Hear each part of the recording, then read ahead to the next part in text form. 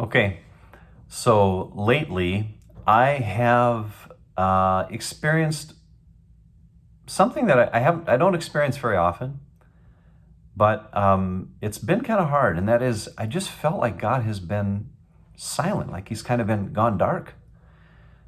You have a quiet time, you pray, and you just don't sense the closeness of God. You don't sense the answered prayers, and I don't like it. I don't like it at all. I found myself kind of discouraged at moments, and what do? Now, maybe you felt this way before. I know you felt this way. I think we've all felt this way. This isn't the first rodeo for me. I've had it happen before, and but maybe this has happened to you, and maybe even as of late you felt this.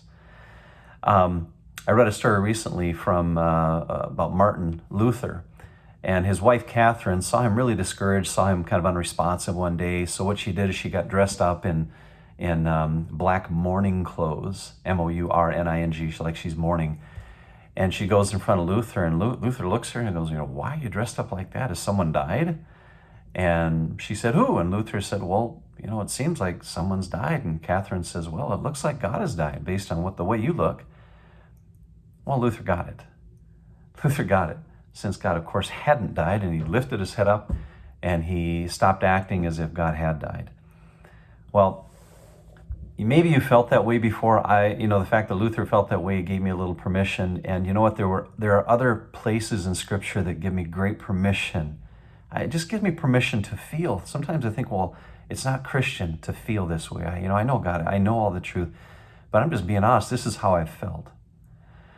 Well, Psalm 28:1 says this, "To you, O Lord, I call my rock. Do not be deaf to me. If you be silent to me, I become like those who go down to the pit." I love that. I love that the writer's like, don't be deaf to me. Don't be deaf to me. I feel like, in other words, they felt the same way. They felt like, Lord, where are you? Why aren't you hearing? Why aren't you responding to me? Psalm 83:1, "Oh God, do not keep silent. Do not hold your peace or be still, O God!" Exclamation point. That's Psalm 83:1. You ever feel that way? Or how about Job? We all know the story of Job. Job 30, verse 20. "I cry to you for help, and you do not answer me. I stand, and you only look at me." Wow, scriptures say Job was a righteous man. A righteous man. And he's talking like this to God. You know why I love these passages? Is sometimes I feel like, well, I can't really talk like that to God. Well, you know what? Yeah, you can. Job was a righteous man. The writer in Psalm, David was a man after God's own heart. I mean, these are people of faith that are just honest with God. And he can handle it. So I love the example that's given to us in Scripture in those moments, and I've been encouraged by those, and so that's what I've done.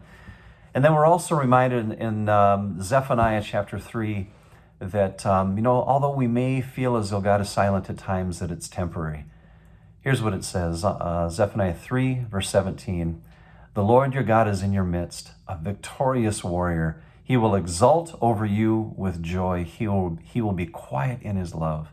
He will rejoice over you with shouts of joy."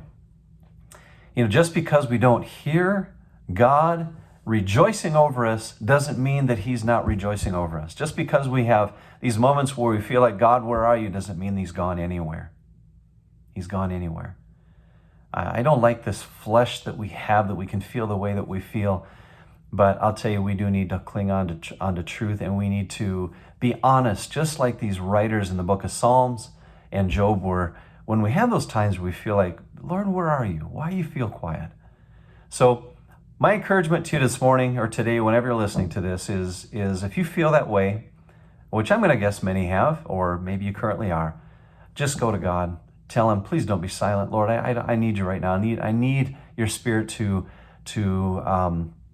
speak, to affirm, to lift me, to carry me, to help me right now. Lord, I need to know that you're there.